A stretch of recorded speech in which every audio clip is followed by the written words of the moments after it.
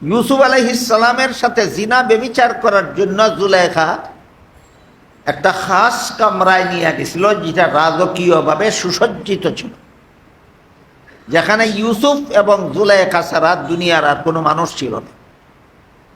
ইউসুফ সেই কামরায় ঢুকে দেখলেন কামরার এক পাশে কোনো একটা কিছু পর্দা দিয়ে ঢেকে রাখা হয়েছে। ইউসুফ আলাইহিস সালাম জুলেখাকে জিজ্ঞাসা করলেন, কামরার পাশে পর্দা দ্বারা তুমি কি ডেকে রেখেছ? জুলেখা বলে, আমি যেই মূর্তিটার পূজা করি সেই মূর্তিটা ডেকে রেখেছি। ইউসুফ বলেন, তুমি তো এটার পূজাই করো, ডেকে রাখলা কেন? জুলেখা বলে, এখন আমি তোমার সাথে জিনা করব, মূর্তির সামনে জিনা করতে আমার লজ্জা হয়, এই জন্য ডেকে রেখেছি। ইউসুফ আলাইহিস সালাম বললেন, মূর্তির সামনে জিনা করলে কি তোমার মূর্তি দেখে? জুলেখা বলে, না, তার সামনে জিনা করলেও দেখে না। ইউসুফ বললেন, তাহলে ডাকার দরকার কি ছিল? যত ডাকলেও দেখে না, না ডাকলেও দেখে না, তাইলে ডাকলা কেন? জুলেখা জবাব দেয়, যদিও আমার মূর্তির সামনে জিনা করলে দেখে না, কিন্তু যে কারিগর মূর্তিটা নির্মাণ করছে সে মূর্তির চোখের মধ্যে দেখার ভঙ্গি দিয়া সৃষ্টি করছে। চোখের মধ্যে দেখার ভঙ্গি আছে, যেমন মনে হয় তাকাই আছে, এরকম। এই ভঙ্গিটার কারণে এটার সামনে তোমার সাথে জিনা করতে আমার লজ্জা হয়।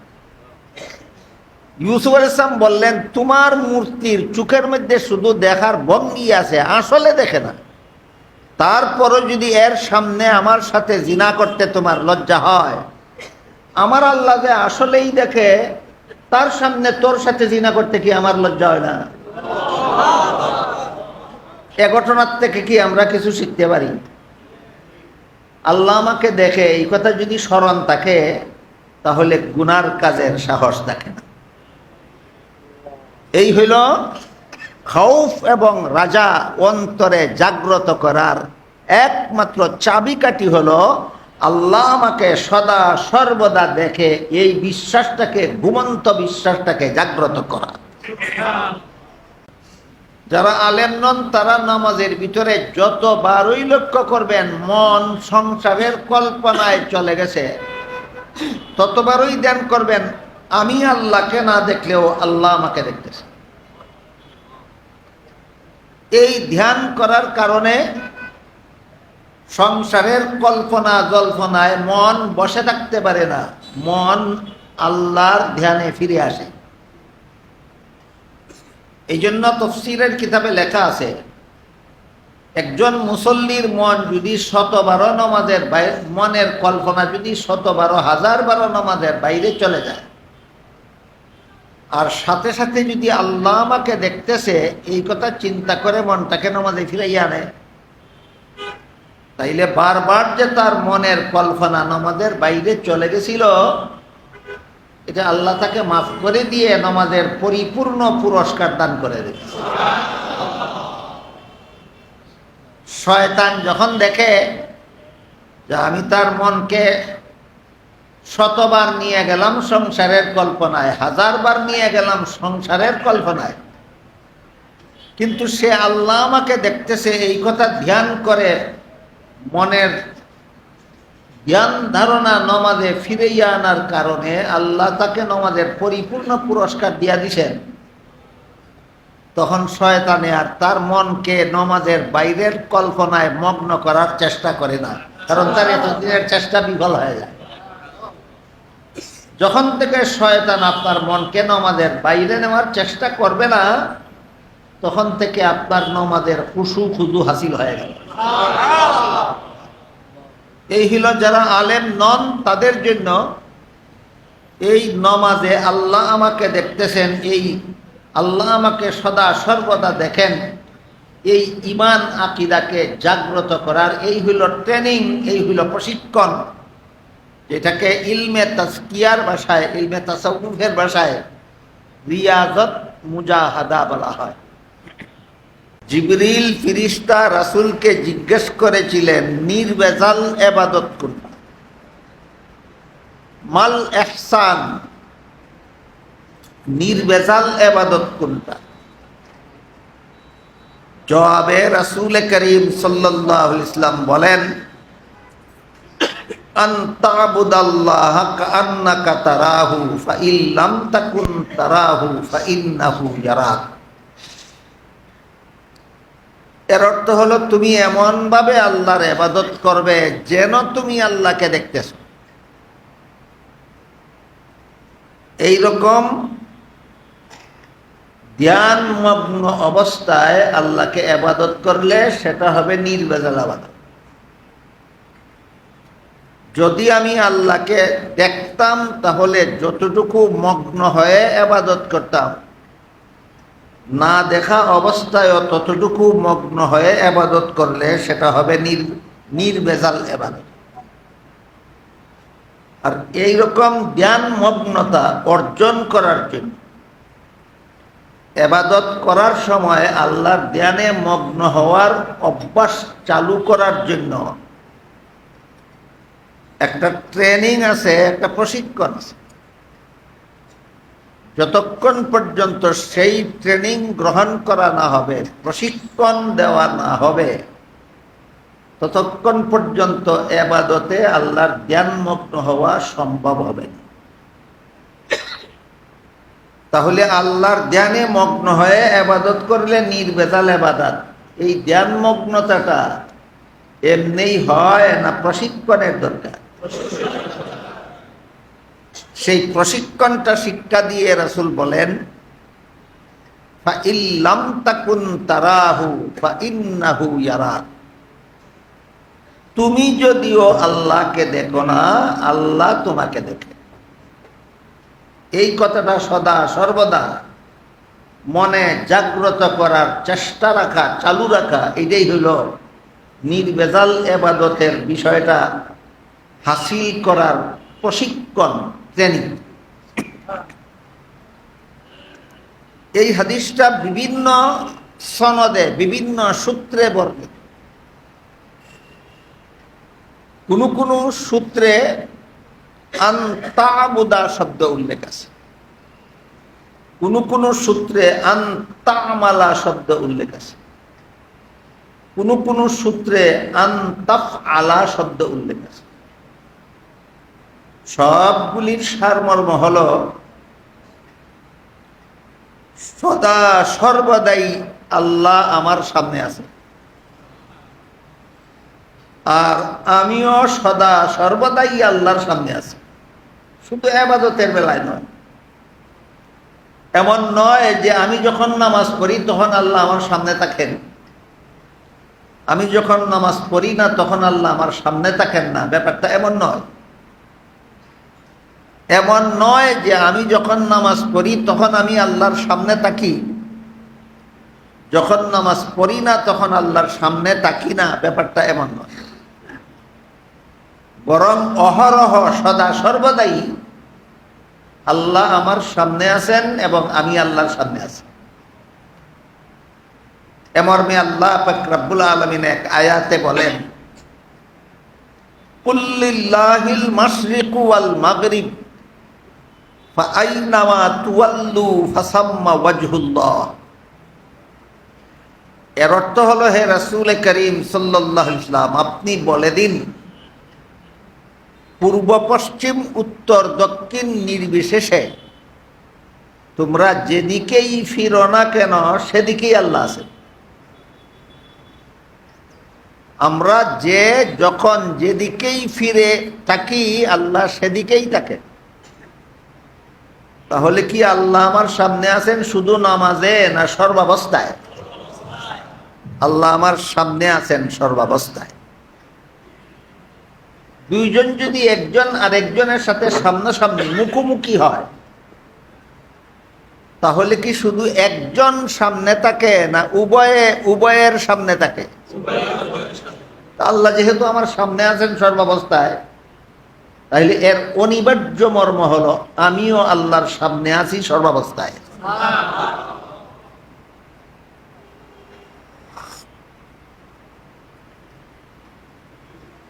আল্লাহ আমার সামনে আছেন সর্বাবস্থায়, কিন্তু আমি দেখি না। আর আমি আল্লাহর সামনে আছি সর্বাবস্থায়, তা কিন্তু আল্লাহ দেখেন। এখানে একটা বেশ কম আছে। এই বেশকমটা বুঝা না বুঝা, মানা না মানার উপর নির্ভর করে একজন মুসলমান সহি আহলে সুন্নাত ওয়াল জামাতের আকীদায় বিশ্বাসী কিনা। আহলে সুন্নাত ওয়াল জামাতের আকীদা মতে দুনিয়ার জীবনে কোনো মানুষ চর্মচোখে আল্লাহকে দেখবে না। কেউ যদি দাবি করে আমি চর্মচোখে আল্লাহকে দেখেছি, তার দাবিটাই মিথ্যা। এই দেখার বিশ্বাসটাই হলো আহলে সুন্নাত ওয়াল জামাতের আকীদা বিরোধী। অনুরূপভাবে আহলে সুন্নাত ওয়াল জামাতের আরেকটা আকীদা আছে, পরকালে মুমিন বান্দারা আল্লাহকে পূর্ণিমার চন্দ্রের চেয়েও আরো পরিষ্কারভাবেই দেখবে।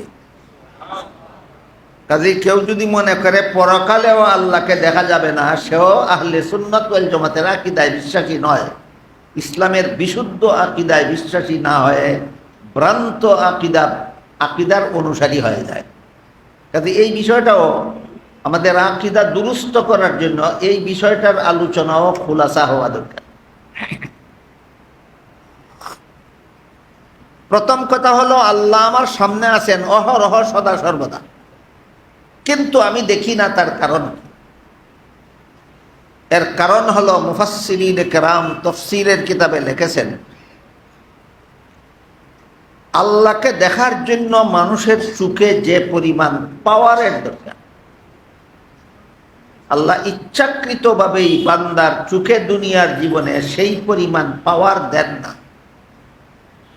আল্লাহ সর্বদাই আমার সামনে আছেন, দেখি না কেন? দেখার মতো পাওয়ার নাই আমার চোখে, এই জন্য দেখি। আবার প্রশ্ন জাগে, তাহলে আল্লাহ আমার চোখে তাকে দেখার মতো পাওয়ার দুনিয়ার জীবনে দিলেন না কেন? দিলেই তো দেখতাম।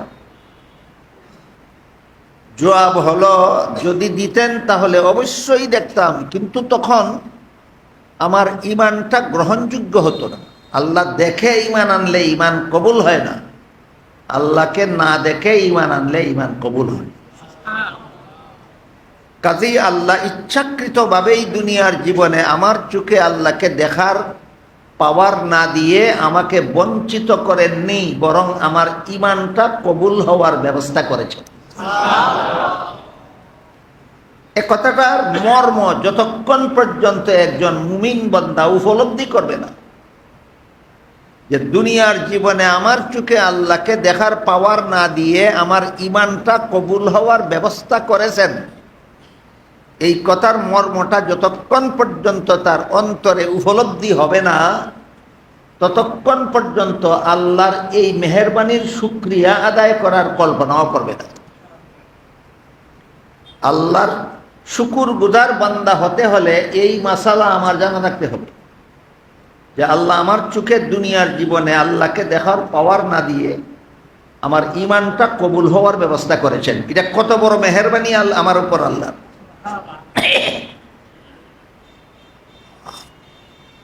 এই জন্য আল্লাহ সদা সর্বদা আমার সামনে থাকা সত্ত্বেও আমি দেখি না, কিন্তু আমি যে আল্লাহর সামনে আছি, আল্লাহরও কি দেখার গুণে কিছুটা অভাব আছে মনে করেন? তাহলে তো আল্লাহ তো সর্বদাই আমাকে দেখেন। আল্লাহ আমার সামনে আছেন সর্বদা, আমি দেখি না আমার চোখের পাওয়ারের অভাবে, কিন্তু আমি যে আল্লাহর সামনে আছি, আল্লাহর তো দেখার গুণে বিন্দু মাত্র অভাব নাই। কাজেই আল্লাহ আমাকে সদা সর্বদা সর্বাবস্থায় দেখেন। এই বিশ্বাস যে সর্বদাই আল্লাহ আমাকে, সর্বাবস্থায় আল্লাহ আমাকে দেখেন, এই বিশ্বাস অন্তরে প্রত্যেক মুসলমানের থাকে। সমস্ত মুসলমানই এই কথাটা বিশ্বাস করে যে আল্লাহ আমাকে দেখেন, কিন্তু মাত্র আঙ্গুলে গোনার মতো কিছু মুসলমানের অন্তরের এই বিশ্বাসটা তাকে জাগ্রত, আর বাকি সমস্ত মুসলমানের অন্তরের এই বিশ্বাস যে আল্লাহ আমাকে দেখেন, এই বিশ্বাসটা তাকে ঘুমন্ত। আল্লাহ আমাকে সর্বাবস্থায় দেখেন, এই বিশ্বাস কিছু মুসলমানের অন্তরে জাগ্রত থাকে, আর সিংহভাগ মুসলমানের অন্তরে বিশ্বাসটা ঘুমন্ত থাকে।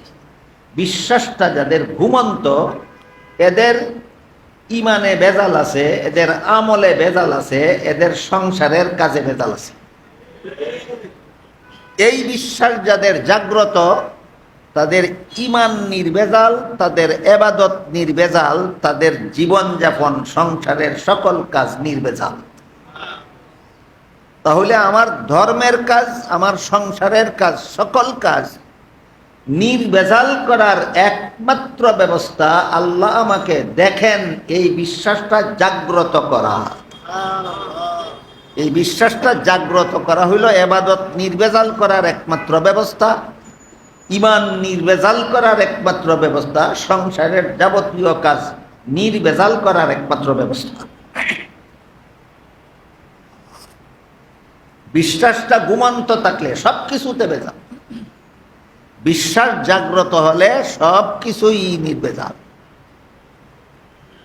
বিশ্বাস ঘুমন্ত থাকলে সব কিছুতে নির্ভেজাল কিভাবে, এর দুই একটা উদাহরণ আমরা আলোচনা করি বুঝার জন্য, সহজে বোঝার।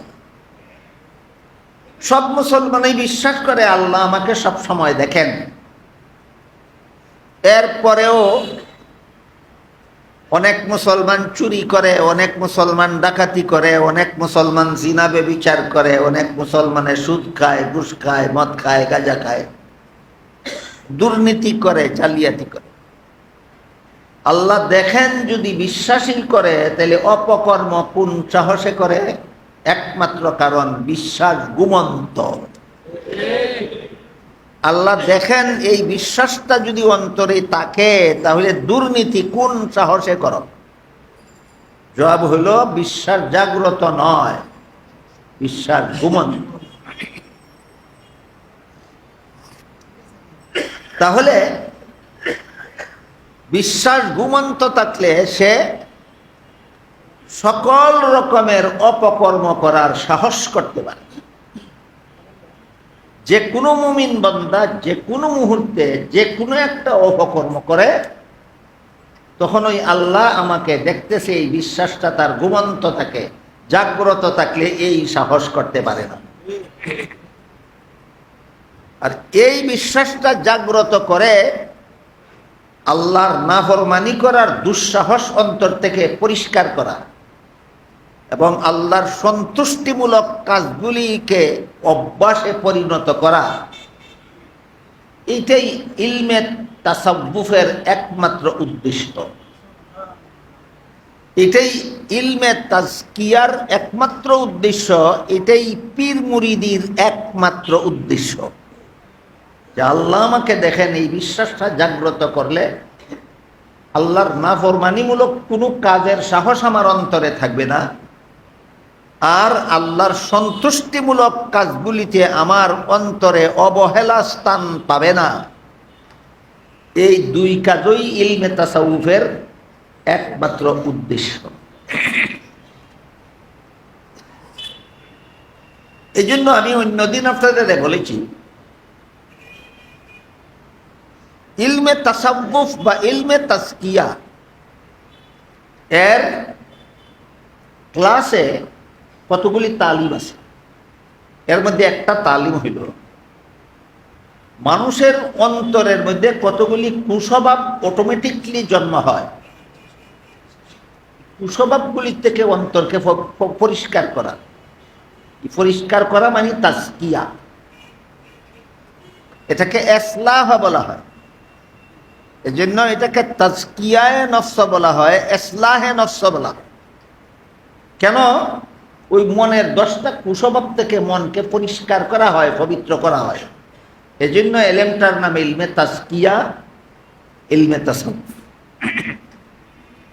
এরপরে আরো 10টা সুস্বভাব আছে, সেইগুলি মনে অটোমেটিকলি জন্ম হয় না, কতগুলি মেহনতের মাধ্যমে, রিয়াজত মুজাহাদার মাধ্যমে, কতগুলি সাধনার মাধ্যমে সুস্বভাবগুলি অন্তরে জাগাতে হয়। সেইগুলিও 10টা। 10টা কুস্বভাব থেকে মনকে পরিষ্কার করতে হয়, 10টা সুস্বভাব সাধনার মাধ্যমে অন্তরে জাগ্রত করতে হয়। এই 10টা সুস্বভাব অন্তরে জাগ্রত করলে আর 10টা কুস্বভাব অন্তর থেকে মুছে ফেললে আত্মা পবিত্র হয়ে যায়। এটার নাম ওই আত্মার পবিত্রতা, এর নাম ওই আত্মার পবিত্রতা। আত্মার পবিত্রতার গুরুত্ব এত বেশি যে আল্লাহ পবিত্র কোরআনে অনেকগুলি কসম খেয়ে বলেন, কাদ আফলাহা মান যাক্কাহা ওয়া কাদ খাবা মান দাসসাহা। আত্মাকে যারা পবিত্র করলো এরা সফল হয়ে গেল, আত্মাকে যারা অপবিত্র রাখলো এরা বিফল হয়। দেখেন আত্মার পবিত্রতার কত গুরুত্ব। আত্মার পবিত্রতার সারমর্ম হলো আমার মনের 10টা কুস্বভাব থেকে মনটাকে আমি পরিষ্কার করব, আর 10টা সুস্বভাব আমার মনে জাগ্রত করে তুলব। এই হলো আত্মার পবিত্রতার সারমর্ম। এটা যদি আমরা সবসময় মনে রাখি যে 10টা কুস্বভাব থেকে আত্মাকে পবিত্র করতে হবে, আর 10টা সুস্বভাব আত্মার মধ্যে জাগ্রত করতে হবে, এমনিতেই না সাধনার মাধ্যমে। এই হইল আত্মার পবিত্রতা কথার সারমর্ম। এই 10টা সুস্বভাবের মধ্যে একটা সুস্বভাবের নাম আছে খাউফ। খাউফ। আর একটা সুস্বভাবের নাম আছে রাজা। 10টা সুস্বভাবের মধ্যে একটা সুস্বভাবের নাম খাউফ, আর একটার নাম রাজা। খাউফের অর্থ হলো আল্লাহর এমন ভয় অন্তরে জাগ্রত থাকা, যে ভয় জাগ্রত থাকলে আল্লাহর নিষিদ্ধ কাজের সাহস থাকে না, এর নাম খাউফ। আল্লাহর যে পরিমাণ ভয় অন্তরে জাগ্রত থাকলে গুনার কাজের সাহস থাকে না, ওইটুকু ভয় অন্তরে জাগ্রত করার নাম, জাগ্রত রাখার নাম খাউফ। খাউফ একটা সুস্বভাব। ঘুমায়া থাকলে 1000 বার বলবে আমি আল্লাহকে ভয় পাই, 1000 বারই গুনার কাজ করে। আল্লাহকে ভয় পাই মুখে স্বীকার করার পরেও গুনার কাজ করে কেন? কারণ খাউফ নামের এই যে একটা সুস্বভাব, এটা কি তার অন্তরে জাগ্রত না ঘুমন্ত? ঠিক তেমনি ভাবে রাজা শব্দের অর্থ হইল আল্লাহর রহমতের আশা। আল্লাহর রহমতের আশা যার অন্তরে জাগ্রত থাকে, সে কোন রকমের ইবাদত বন্দেগীতে অবহেলা অলসতা করতে পারে না। রহমতের আশা তাকে সকল প্রকার অবহেলা অবজ্ঞা থেকে মুক্ত করে সদা সর্বদা যথারীতি আল্লাহর গুলামিতে লিপ্ত থাকতে বাধ্য করে। কোন মনের কোন সুস্বভাবে? রাজা নামের সুস্বভাব। রাজা নামের সুস্বভাব। কাজেই এইগুলি জাগ্রত এমনিতেই হয় না, মেহনত করে জাগ্রত করতে হয়। সেই মেহনতকেই পরিভাষাগতভাবে রিয়াজত বলা হয়, মুশাহাদা বলা হয়। যে মেহনতের মাধ্যমে কুস্বভাবগুলি মন থেকে দূর করতে হয়, যে সাধনার মাধ্যমে সুস্বভাবগুলি অন্তরে জাগ্রত করতে হয়, এই মেহনতের দুই প্রকার আছে। এই মেহনতটা 2 প্রকার। এক প্রকার মেহনতের নাম রিয়াজত, আর এক প্রকার মেহনতের নাম মুজাহাদা। এক প্রকার মেহনতের নাম রিয়াজত, আর এক প্রকার মেহনতের নাম মুজাহাদা। এই যে খাউফ ও রাজা আমার অন্তরে জাগ্রত হবে, জাগ্রত করার ট্রেনিংটা, সাধনাটা যেখান থেকে শুরু হবে সেটাই হলো আল্লাহ আমাকে দেখতেছে। কোন সাহসে গুণা করবো? কোন সাহসে গুণা করবো? আল্লাহ আমাকে দেখতেছে। এখন আজান হলো ফরজ নামাজের সময়, আল্লাহ দেখতেছেন আমি নমাজে যাচ্ছি না নমাজ ফেলে দিয়ে বসে আছি, আল্লাহ আমাকে দেখতেছে। কাজেই এই খাউফ এবং রাজা অন্তরে জাগ্রত করার মূল বিষয় হলো আলাম ইয়া আলাম বিআন্নাল্লাহ ইয়ারা। বান্দা কি জানে না আল্লাহ যে দেখেন? এইটাই হলো মূল বিষয়। আল্লাহ যে আমাকে দেখেন এই বিশ্বাস যদি আমার জাগ্রত থাকে, খাউফ নামের সুস্বভাব আমার অন্তরে জেগে উঠবে। আল্লাহ যে আমাকে সদা সর্বদা দেখেন এই বিশ্বাস যদি আমার অন্তরে জাগ্রত থাকে, তাহলে রাজা নামের সুস্বভাব আমার অন্তরে জেগে উঠবে। সুতরাং সবগুলি কুস্বভাব মন থেকে দূর করার জন্য, সবগুলি সুস্বভাব মনে জাগ্রত করার জন্য মূল কেন্দ্রবিন্দু হলো আল্লাহ আমাকে দেখেন, এই বিশ্বাসটা অন্তরে আগে জাগ্রত করতে।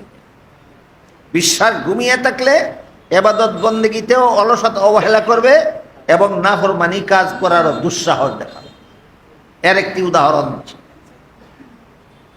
ধরুন আপনার দেওয়াল ঘেরা বাড়িতে রাতে যেন চোর না ঢুকতে পারে, এজন্য আপনি আপনার বাড়ির গেইটে বেতনভোগী পাহারাদার বসায় রাখলেন।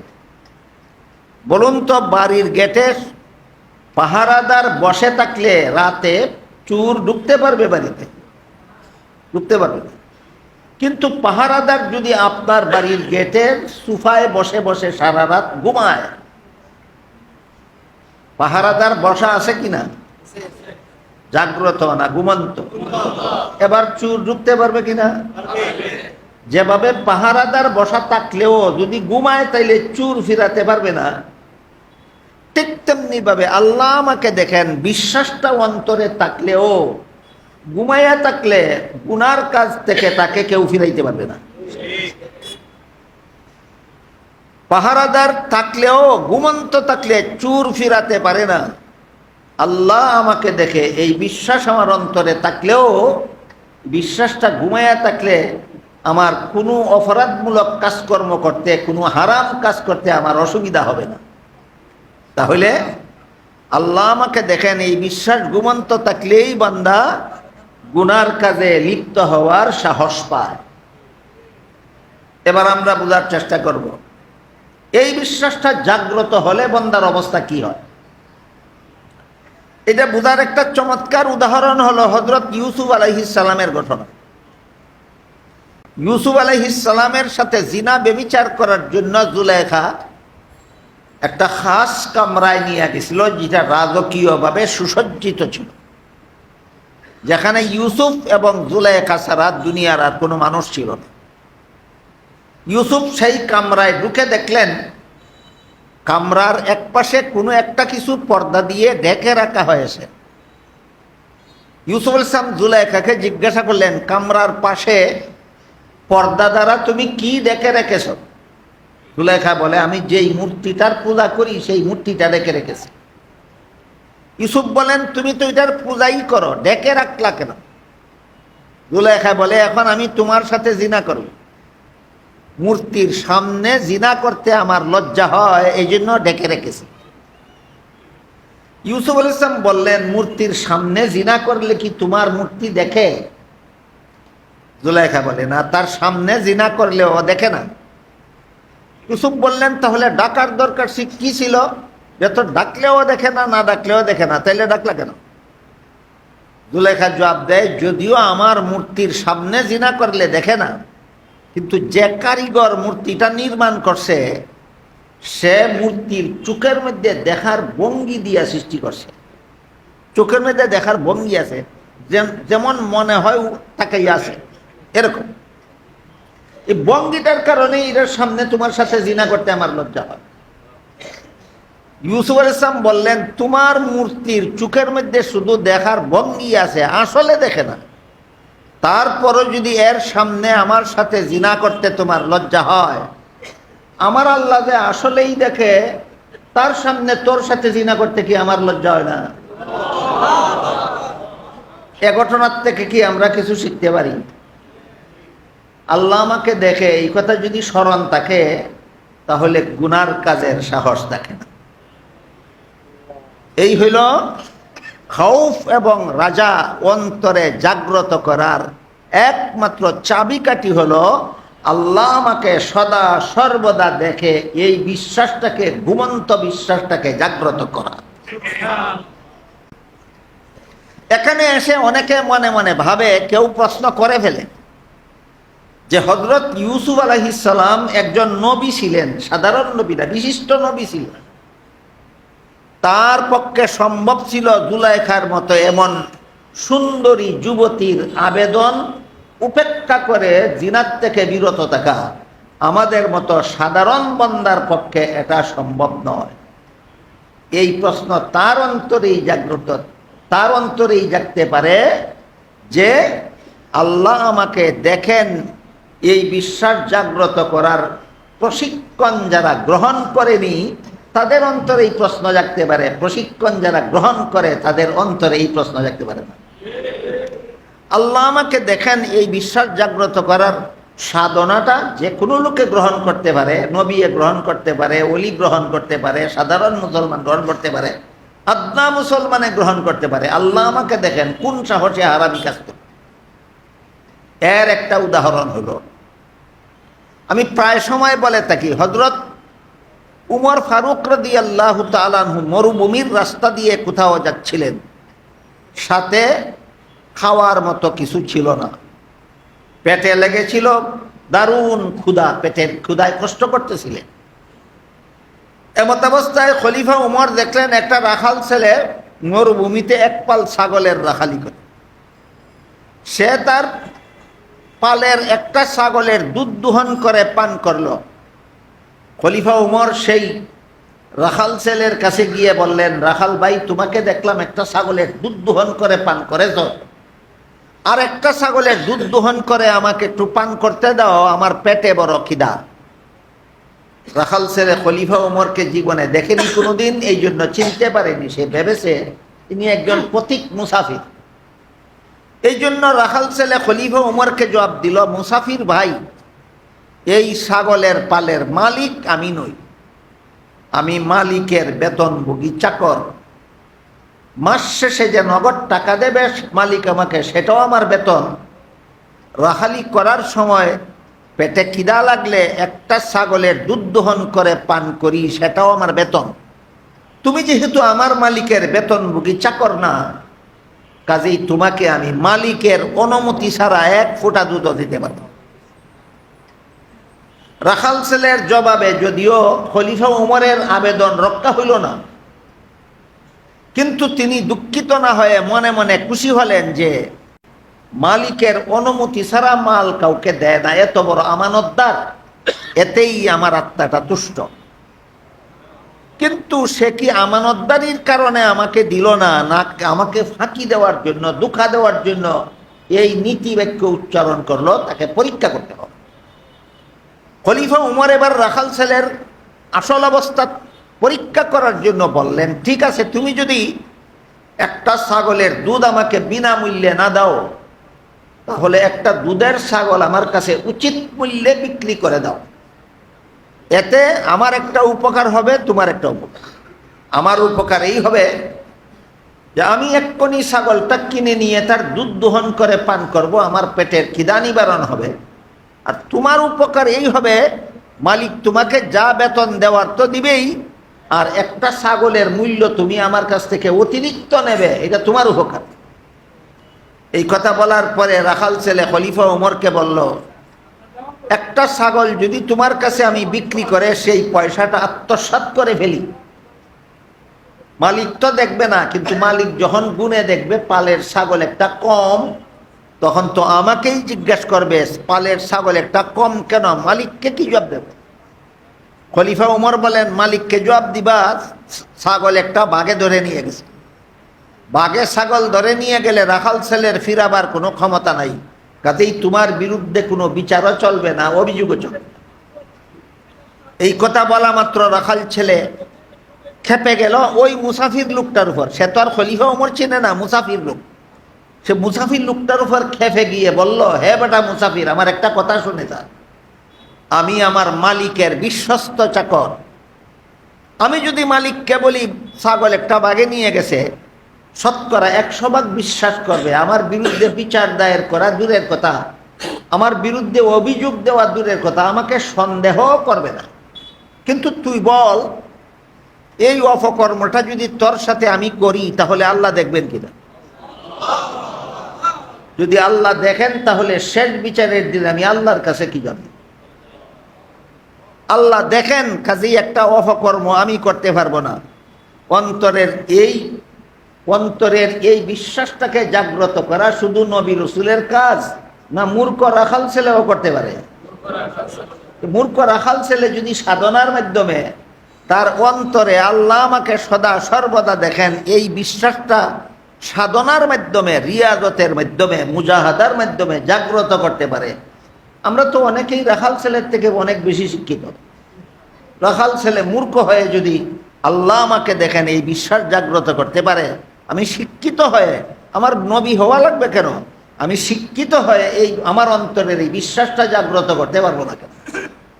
তাই জিবরিল ফিরিস্তা যখন রাসূলকে জিজ্ঞাসা করেছিলেন মাল ইহসান, নির্ভেজাল ইবাদত কোনটা, রাসূল করিম সাল্লাল্লাহু আলাইহি ওয়াসাল্লাম জবাবে বললেন আনতা আবুদাল্লাহ কাআন্নাকা তারাহু ফা ইন লাম তাকুন তারাহু ফা ইন্নাহু ইয়ারাক। এর মর্ম হলো রাসূল জিবরিলের প্রশ্নের জবাবে নির্ভেজাল ইবাদতের দুইটা মূল কথা বলে দিলেন। নির্ভেজাল ইবাদতের মূল কথা দুইটা, একটা হলো আল্লাহ সদা সর্বদা আমার সামনে আছেন, আর একটা হলো আমি সদা সর্বদা আল্লাহর সামনে আছি।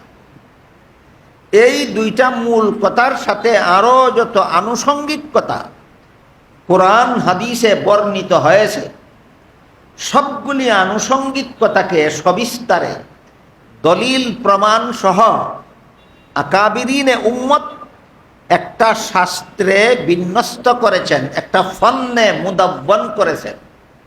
সেই শাস্ত্রটাকে পরিভাষাগতভাবে ইলমে তাসাউফও বলা হয়, ইলমে তাজকিয়াও বলা হয়। তাই ইলমে তাসাউফ বা ইলমে তাজকিয়ার মূল বিষয়বস্তুটা এটা বোঝার জন্য ইলমে তাজকিয়ার ডেফিনেশনটা মনে রাখলেই হয়। আল্লাহর যে সমস্ত বিধিবিধান শুধু অন্তরে বিশ্বাস করলেও হয় না, আর শরীরের বাহ্যিক অঙ্গ প্রত্যঙ্গের দ্বারা পালনও করা যায় না, বরং বিশ্বাসও করতে হয় অন্তরের দ্বারা, পালনও করতে হয় অন্তরের দ্বারা। এই সমস্ত বিধান জানার নাম ইলমে তাসাউফ, ইলমে তাজকিয়া। ইলমে তাজকিয়া আল্লাহর ওই সমস্ত বিধিবিধান জানার নাম যে সমস্ত বিধিবিধান অন্তরের বিশ্বাসও অন্তরের দ্বারা করতে হয়, পালনটাও অন্তরের দ্বারা করতে হয়। যে সমস্ত বিধিবিধান শরীরের বাহ্যিক অঙ্গ প্রত্যঙ্গের দ্বারা পালন করতে হয়, এগুলি জানার নাম ইলমে তাসাউফ নয়, এগুলি জানার নাম ইলমে ফিকহ, ইলমে ফিকহ। যেমন ওযু অন্তরের দ্বারা করা যায়, মুখ হাত ধুইতে হয়, মাথা মাসে করতে হয়, পা ধুইতে হয়। তাহলে ওযু করাটা ইলমে তাসাউফের বিষয় না ইলমে ফিকহর বিষয়? নামাজ মনে মনে পড়া যায় না, রুকু সেজদা করতে হয়, সূরা কেরাত পড়তে হয়। তাহলে নামাজটা ইলমে তাসাউফের বিষয় না ইলমে ফিকহর বিষয়? ইলমে ফিকহর বিষয়। কিন্তু নামাজে এমন একটা জিনিস আছে যেটা ইলমে ফিকহর বিষয় নয়, এটা ইলমে তাসাউফের বিষয়। সেটা কি? আল্লাহ পাক রব্বুল আলামিন বলেন কাদ আফলাহাল মুমিনুন আল্লাযীনা হুম ফি সালাতিহিম খাশিউন। ওই সমস্ত মুমিনগণ সফল যারা আল্লাহর ভয়ে ভীত অবস্থায়, আল্লাহর ধ্যানে মগ্ন অবস্থায় নামাজ আদায় করে। এবার বলেন, আমি যতক্ষণ নামাজ পড়ি ততক্ষণ পর্যন্ত আমার অন্তরে আল্লাহর ভয় জাগ্রত থাকা, আমি যতক্ষণ পর্যন্ত নামাজ পড়ি ততক্ষণ পর্যন্ত আমার অন্তর আল্লাহর ধ্যানে মগ্ন থাকা, এটা কি শরীরের বাহ্যিক অঙ্গ প্রত্যঙ্গের কাজ না অন্তরের কাজ? যে আল্লাহর বিধান, যতক্ষণ নামাজ পড়ো আল্লাহর ভয়ে ভীত থাকো, যতক্ষণ নামাজ পড়ো আল্লাহর ধ্যানে মগ্ন থাকো, এটা আল্লাহর বিধান। এই বিধানটা শরীরের বাহ্যিক অঙ্গ প্রত্যঙ্গের দ্বারা পালিত হয় না, এটা অন্তরের দ্বারাই পালিত হয়।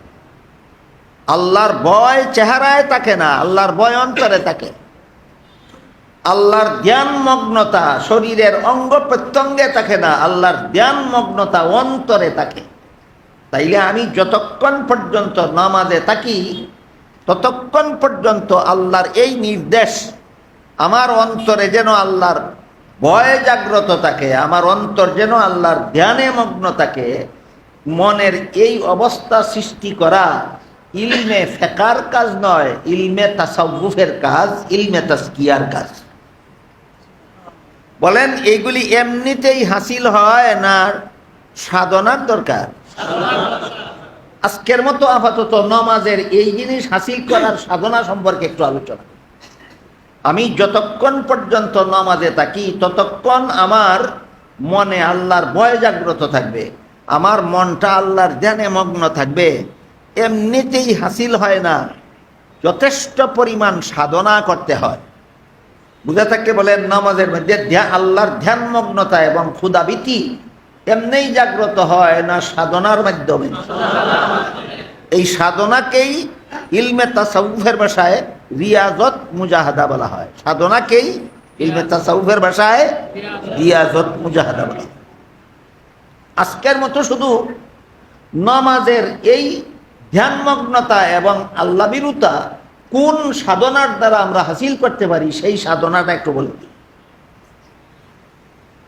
এই জিনিসটা নামাজে অন্তরে জাগ্রত করার জন্য যতক্ষণ নামাজে থাকি ততক্ষণ পর্যন্ত আল্লাহর ভয়ে অন্তরটা ভীত থাকা, যতক্ষণ পর্যন্ত নামাজে থাকি ততক্ষণ পর্যন্ত মনটা আল্লাহর ধ্যানে মগ্ন থাকার জন্য বিভিন্ন সাধনা আছে। আবারও বলুন, এমনিই হাসিল হয় না সাধনার দরকার? বিভিন্ন সাধনা আছে। এর মধ্যে আজকের মতো দুইটা সাধনার কথা বলি। একটা সাধনা শুধু উলামায়ে কেরামের জন্য, যারা আলেম নয় তারা এই সাধনা করার ক্ষমতাই রাখে না। আর একটা সাধনা আছে যারা আলেম ছাড়াও এই সাধনা করতে পারে এবং এই জিনিসটা, এই ইলমে তাজকিয়ার এই জিনিসটা অন্তরে হাসিল করতে পারে। তাহলে সাধনা সবার জন্য সমান হয় না মানুষের অবস্থা ভেদে ভিন্ন ভিন্ন হয়? নমাজে আল্লাহর ধ্যান মগ্নতা হাসিল করার সাধনা আলেমদের জন্য একরকম, যারা আলেম নন তাদের জন্য। আগে আলেমদের সাধনার কথা বলি। আলেমদের সাধনাটা হলো, আরেকটা কথা মনে রাখা দরকার, এই আল্লাহর যে সমস্ত বিধান অন্তরের দ্বারা পালন করতে হয় এইগুলির প্রশিক্ষণ কোনো আলেম গ্রহণ না করলে সেই আলেম যেমন হারাম কাজে লিপ্ত থাকতে পারে, এই জিনিসটা জাহেল হাসিল না করলে জাহিলও হারাম কাজে লিপ্ত থাকতে পারে। আমাদের বর্তমান সমাজে এমন যথেষ্ট পরিমাণ আলেম পাওয়া যায়, এরা জাহেলদের মতো হারাম কাজে লিপ্ত। কারণ কি? কারণ আল্লাহ আমাকে দেখেন, এটা জাগ্রত করার সাধনা জাহিলেও করছে না, আলেমেও করছে না। এই জন্য জাহেল যেই অপরাধে লিপ্ত, আলেম সেই অপরাধে লিপ্ত। ইলমে ফেকার বিষয়গুলি শেখে আলেম হয়, কিন্তু সাধনা না করলে আলেম হতে পারে, কিন্তু আল্লাহ সর্বদা আমাকে দেখেন এই আকীদা, এই বিশ্বাস অন্তরে জাগ্রত করতে পারে না। তাইলে বিশ্বাস অন্তর জাগ্রত হয় আলেম হলে না সাধনা করলে? তাহলে সাধনা কি শুধু জাহালদের জন্য না আলেমদের জন্য? আলেমদের জন্য। নাইলে আলেম যদি সাধনা না করে, আলেম সুদ খাইবে, আলেম ঘুষ খাইবে, আলেম মদ খাইবে, আলেম দুর্নীতিবাজ হবে। এই সমাজে যথেষ্ট দুর্নীতিবাজের আলেমের পরিচয় আমি পেয়েছি। যথেষ্ট আলেমের দুর্নীতির শিকারে পরিণত হয়েছি আমি নিজে। বুঝে থাকলে বলেন তো, আলেম কেন দুর্নীতিবাজ হয়? সে কি জানে না দুর্নীতি করা হারাম? হয় কেন? সাধনা। এই জন্য তফসিরের কিতাবে আলেমদের সাধনাটা আগে লেখছেন, জাহিলদের সাধনাটা পরে লেখছেন। কোন সাধনায় আলেম নামাজে আল্লাহর ধ্যানমগ্ন হতে পারে? সেইটা হইল নামাজের শুরু থেকে শেষ পর্যন্ত যা কিছু পড়বে। বলেন তো আপনারা, নামাজের ভিতরে পড়ার মতো কিছু আছে কিনা? সবই তো পড়া। নিয়ত করার সাথে সাথে সুবহানাকা পড়া, আউযুবিল্লাহ পড়া, বিসমিল্লাহ পড়া, আলহামদু পড়া, আলাম তারা পড়া, রুকুতে গিয়া তসবিহ পড়া, সেজদায় গিয়া তসবিহ পড়া, বসে আত্তাহিয়াত পড়া, দুরূদ শরীফ পড়া, দোয়া মাসুরা পড়া, শুধু তো পড়া আর পড়া। নামাজে আল্লাহর ভয় অন্তরে জাগ্রত করা, আল্লাহর ধ্যানমগ্ন হওয়ার জন্য আলেমদের সাধনা হইল নামাজের শুরু থেকে শেষ পর্যন্ত যা কিছু পড়বে প্রত্যেকটা নামাজে পড়াগুলির অর্থের দিকে গভীর লক্ষ্য করে পড়বে। যখন পড়বে সুবহানাকাল্লাহুম্মা, তখন গভীরভাবে লক্ষ্য করবে, এর অর্থ হলো হে আল্লাহ তোমার পবিত্রতা বর্ণনা করি। যখন পড়বে ওয়াতাবারাকাসমুকা, তখন গভীরভাবে লক্ষ্য করবে হে আল্লাহ তোমার নাম বরকতময়। যখন পড়বে ওয়াতাআলা জাদ্দুকা, তখন গভীরভাবে লক্ষ্য করবে হে আল্লাহ তোমার মর্যাদা সর্বোচ্চ। এক মিনিট এসে আমাদের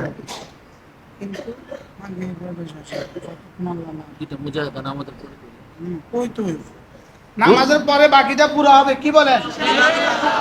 কিসের আলোচনা হতেছে? সিফাতে ইহসান, যেটার জন্য আমরা আসছি। আমরা কেন আসছি বলেন? মাশাআল্লাহ, আলহামদুলিল্লাহ। ইনশাআল্লাহ নামাজের পরে ইনশাআল্লাহ বাকিটা আলোচনা হবে। নামাজের আগে কথা চলতেছিল নামাজের ভিতরে যে খুশু খুজু দুইটা জিনিস আছে। আল্লাহর জ্ঞানে মগ্ন থাকা, আল্লাহর ভয়ে ভীত থাকা, এই দুইটা আল্লাহর নির্দেশ। এই নির্দেশ অন্তরের দ্বারা পালন করতে হবে। আল্লাহর যে সমস্ত বিধান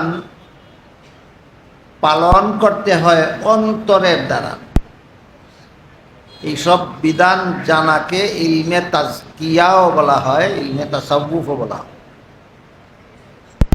এর একটা উদাহরণ হলো নামাজে আরবিতে বলা হয় খুশু খুজু। মর্ম হলো আল্লাহর ভয়ে ভীত থাকা, আল্লাহর ধ্যানে মগ্ন থাকা। এইগুলি এমনিতেই হাসিল হয় না, কিছু মেহনত করতে হয়, কিছু সাধনা করতে হয়, কিছু প্রশিক্ষণ গ্রহণ করতে হয়। নামাজের এই খুশু খুজু হাসিল করার সাধনা আলেমদের জন্য একরকম, যারা আলেম নন তাদের জন্য ভিন্ন রকম। হ্যাঁ, আলেম যারা, তারা যে সাধনা করতে পারবেন, যারা আলেম নন তারা সেটা করতে পারবেন।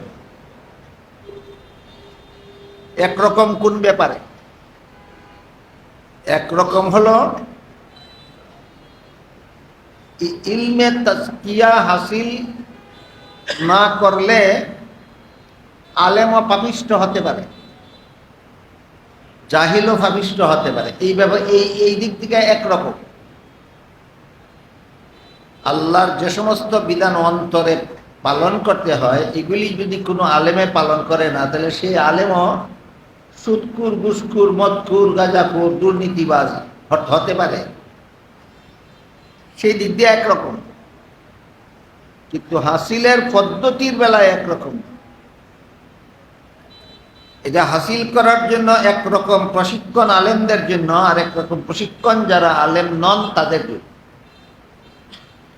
আলেমদের জন্য প্রশিক্ষণ হলো নামাজের ভিতরে আমি যা কিছু পড়ব, অর্থের দিকে গভীর ধ্যান করে। আমি যখন বলবো আলহামদুলিল্লাহ রব্বিল আলামিন, তখন ধ্যান করব সমস্ত প্রশংসা আল্লাহ, যিনি সমগ্র জগতের প্রতিপালক। আমি যখন নামাজে পড়ব আর রহমানির রহিম, তখন আমি রহমান রহিম শব্দ দুটির অর্থ এবং দুই শব্দের অর্থের পার্থক্য গভীরভাবে ধ্যান করব। দুই শব্দের শাব্দিক অর্থ একরকম। রহমান অর্থ দয়াল, রহিম অর্থ দয়াল। কিন্তু রহমান এমন দয়ালকে বলে যে দয়াল শত্রু মিত্র নির্বিশেষে সবাইকে সমানভাবে দয়া দান করে। আল্লাহর এমন দয়া দুনিয়ার জীবনে, দুনিয়ার জগতে প্রকাশ করেন। এই জন্য দুনিয়াতে মুমিন বান্দাকে যেই নিয়ামত দান করেন, বেদিন কাফিরকেও সেই নিয়ামত দান করেন। নিয়ামত দান করাটা আল্লাহর দয়ার ব্যাপার। মুমিনকে যে নিয়ামত দান করেন, বেদিন কাফিরকে সেই নিয়ামত দান করেন। কেন? যেহেতু তিনি রহমান। যে হইল রহমান গুণের বৈশিষ্ট্য।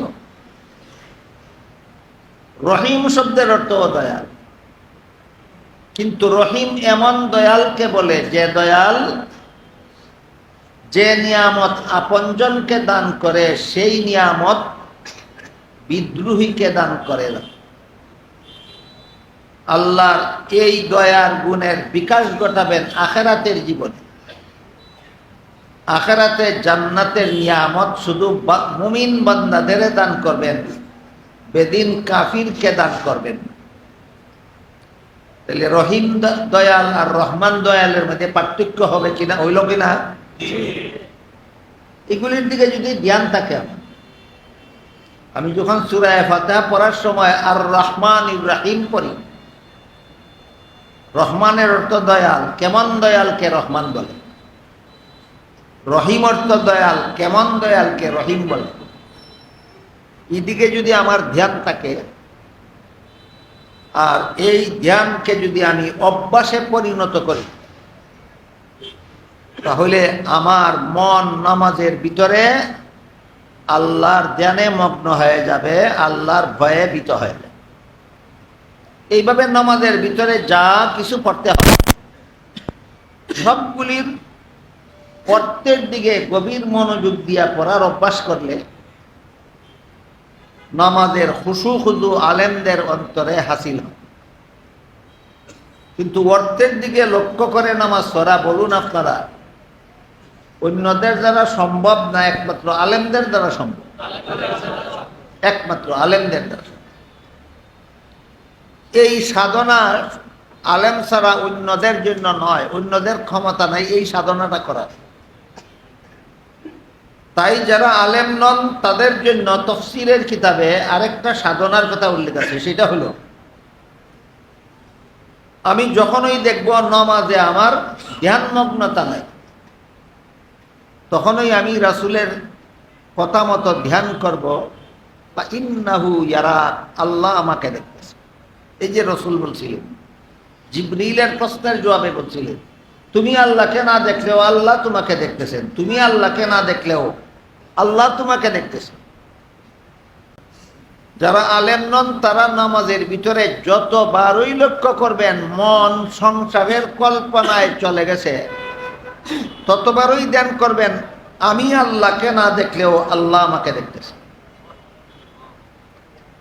এই ধ্যান করার কারণে সংসারের কল্পনা জল্পনায় মন বসে থাকতে পারে না, মন আল্লাহর ধ্যানে ফিরে আসে। এই জন্য তাফসীরের কিতাবে লেখা আছে, একজন মুসল্লির মন যদি 100 নামাজের বাইরে, মনের কল্পনা যদি 100 হাজার নামাজের বাইরে চলে যায়, আর সাথে সাথে যদি আল্লাহ আমাকে দেখতেছে এই কথা চিন্তা করে মনটাকে নামাজে ফিরাইয়া আনে, তাইলে বারবার যে তার মনের কল্পনা নামাজের বাইরে চলে গেছিল, এটা আল্লাহ তাকে মাফ করে দিয়ে নামাজের পরিপূর্ণ পুরস্কার দান করে দেবে।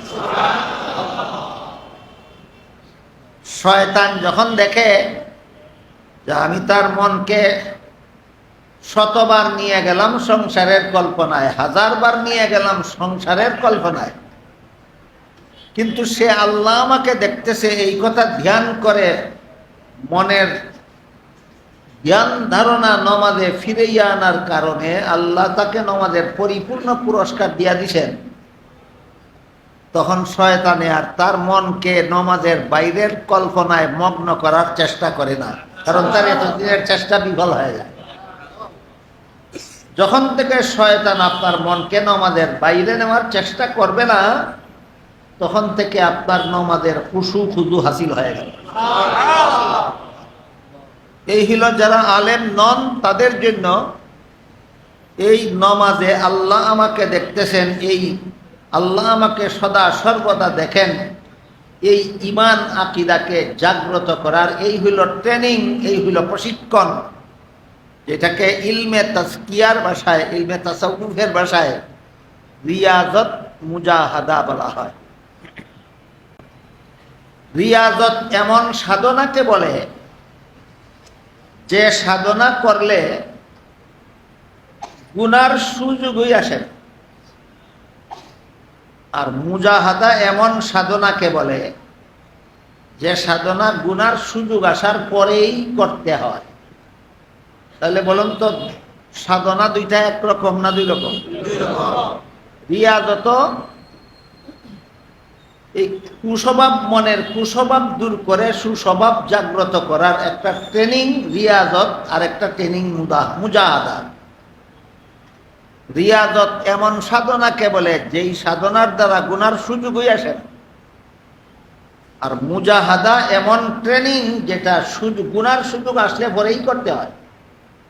এর দুইটা উদাহরণ দিয়া, রিয়াজতের একটা উদাহরণ আর মুজাহাদার একটা উদাহরণ দিয়া কথাটা শেষ করি। আল্লাহ কুরআনের এক আয়াতে বলেন, কুল্লিল মুমিনিনা ইয়াগুদ্দু মিন আবসারিহিম ওয়া ইয়াহফাযু ফুরুজাহুম। মুমিনদের পথ চলার সময় আল্লাহ নির্দেশ দিয়া বলেন, তাদেরকে বলুন তার যেন দৃষ্টি নিচের দিকে রাখে। এর মানে এই কথা না দৃষ্টি সামন দিকে রাখলে গুনাহ হবে। এর মানে এটা নয় যে উপর দিকে তাকালে গুনাহ হবে। এর মানে এই নয় যে ডান দিকে তাকালে গুনাহ হবে, বাম দিকে তাকালে গুনাহ হবে, তা নয়। তাহলে আল্লাহ নিচের দিকে দৃষ্টি রেখে পথ চলার নির্দেশ দিলেন কেন? এই নির্দেশ পালনে যদি কেউ অভ্যাস করে ফেলে, নিচের দিকে পথ চলার সময় যতক্ষণ চলবে ততক্ষণ নিচের দিকে তাকাইয়া থাকবে, বলুন তো এটা কি অনুশীলন ছাড়া হবে না অনুশীলন লাগবে? অভ্যাস লাগবে, অভ্যাস গড়ে তুলতে হবে। এটা অনুশীলন করলে পরে, এই কাজটা অভ্যাসে পরিণত করলে পরে হবেটা কি? আপনি যখন নিচের দিকে তাকাইয়া তাকাইয়া রাস্তা চলবেন, আপনার আশপাশ দিয়া যত বেপরদানারি চলে যাবে একটা আপনার নজরেই পড়বে না। এটা এমন একটা সাধনা যে সাধনার কারণে গুনার সুযোগই আসলো। এমন সাধনার নাম রিয়াজত। এমন সাধনার নাম রিয়াজত। তাকে বলেন তো কোন সাধনাকে রিয়াজত বলে? যে সাধনার দ্বারা গুনার সুযোগই আসে। আর মুজাহাদা ওই সাধনাকে বলে যেটা গুনার সুযোগ আসলে পরেই করতে হয়। অগত্যা একটা বেপরদা নারী চোখের সামনে পড়েই গেল, রিয়াজতের অভাবে। বলুন, বেপরদা নারী আমার চোখের সামনে পড়ে গেল কিসের অভাবে? রিয়াজতের অভাবে। অগত্যা একটা বেপরদা নারী আমার চোখের সামনে পড়েই গেল, তখনকার মুজাহাদা হইল, তখনকার সাধনাটার নাম হইল মুজাহাদা। এই মুজাহাদার বিবরণ দিয়া হাদিস শরীফে রাসূল করিম সাল্লাল্লাহু আলাইহি ওয়াসাল্লাম বলেন, লাকান নজরাতুল উলা লান নজরাতুস সানিয়া। মর্ম হলো, তোমার ইচ্ছা ছাড়া যে দৃষ্টিটা ভিন্ন নারীর উপর পড়েই গেল, এটা আল্লাহ তোমাকে মাফ করে দিবেন। সাথে সাথে যদি দৃষ্টি ফিরাইয়া নেও এবং ইচ্ছাকৃতভাবে যদি আর না তাকাও, সাথে সাথে দৃষ্টি ফিরাইয়া নিতে এবং বেপরদা নারীটা চোখের সামনে তাকা সত্ত্বেও আবার তার দিকে দৃষ্টি না করতে নিজের নফসের বিরুদ্ধে যুদ্ধ করতে হয়। সাথে সাথে দৃষ্টিটা ফিরাইয়া নিতে, দ্বিতীয় দৃষ্টি তার দিকে না নিক্ষেপ না করতে নিজের মনের বিরুদ্ধে লড়াই করতে হয়। এই লড়াইটার নাম মুজাহাদা। বলেন তো, মনের বিরুদ্ধে লড়াই করতে হয় গুনার সুযোগ আসার আগে, না আসলে পরে? রিয়াজত কখন, মুজাহাদা কখন?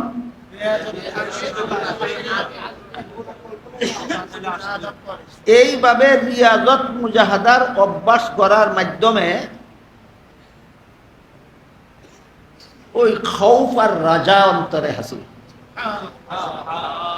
রিয়াজত মুজাহাদার মাধ্যমে খৌফ নামের সুস্বভাব অন্তরে জাগ্রত হয়, রাজা নামের সুস্বভাব অন্তরে জাগ্রত হয়।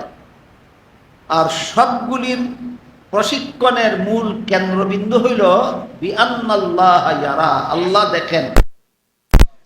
ফাইন লাম তাকুন তারাহু ফাইন্নাহু ইয়ারাক, তুমি আল্লাহকে না দেখলেও আল্লাহ তোমাকে দেখেন, এই সদা সর্বদা এই জিনিসটা ধ্যান করা, এই ধ্যানে মগ্ন থাকতে থাকতে খৌফ অন্তরে জাগ্রত হয়ে যায়, রাজাও অন্তরে জাগ্রত হয়ে যায়। তখন আল্লাহর যাবতীয় বিধিবিধান পালন করা সহজ হয়ে যায়, অনেকের অভ্যাসে পরিণত হয়ে যায়। তাই এই ইলমে তাসকিয়ার ডেফিনেশনটা আমাদের সকলের মনে রাখা যাবে। ইলমে তাসকিয়া বা ইলমে তাসাউফ কাকে বলে? আল্লাহর যে সমস্ত বিধিবিধান বিশ্বাসও করতে হয় অন্তরের দ্বারা, পালনও করতে হয়, এগুলি জানার নাম ইলমে তাসকিয়া। ইলমে তাসকিয়া যেমন নমাজে আমি যেন সংসারের কল্পনায় না থেকে আল্লাহর জ্ঞানে মগ্ন থাকি, নমাজে যেন আমি খামখেয়ালিপনার মধ্যে না থেকে আমি যেন আল্লাহর ভয়ে ভীত থাকি। বলুন তো, আল্লাহর ধ্যানে মগ্ন থাকা, আল্লাহর ভয়ে ভীত থাকা কার কাজ? অন্তরের কাজ। কার কাজ? তাহলে আল্লাহর এই নির্দেশটা অন্তরের দ্বারা পালন করতে হবে। আল্লাহর যে সমস্ত বিধিবিধান অন্তরের দ্বারা পালন করতে হয়, সেইগুলি জানার নাম ইলমে তাসকিয়া, ইলমে তাসাউফ। তার খুলাসা হইল, তার সারমর্ম হইল দুইটা জিনিস, খৌফ এবং রাজা। খৌফ হাসিল হয়ে গেলে সব রকমের গুনার কাজের সাহস হারাইয়া ফেলে, রাজা হাসিল হইয়া গেলে সব রকমের সোয়াবের কাজে, খৌফের মতো সুস্বভাব অন্তরে হাসিল হয়ে গেলে সকল প্রকার গুনার কাছ থেকে হিম্মত হারাইয়া ফেলে, স্বভাব অন্তরে হাসিল হয়ে প্রকার সবের কাজে লিপ্ত হইয়া যায়।